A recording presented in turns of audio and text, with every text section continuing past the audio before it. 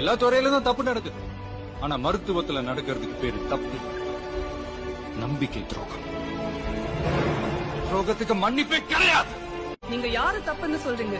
அரசு மருத்துவமனைகள் ஒழுங்கா நடக்காம போனதுக்கு யாரெல்லாம் காரணமோ அவங்களாதான் முக்கிய குற்றவாளிகள்.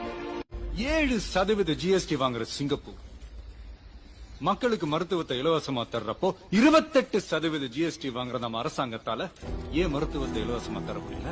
மெடிசனுக்கு 12%. பல தாய்மார்களோட தாலி இருக்கிற சாராயத்துக்கு ஜிஎஸ்டி கிடையாது. நம்ம நாட்டோட நம்பர் 1 அரசு மருத்துவமனையில ஆக்சிஜன் சிலிண்டர் இல்ல. என்னடா காரணம் கேட்டா 2 வருஷமா அதை சப்ளை பண்றதுக்கு பணம் பாக்கி.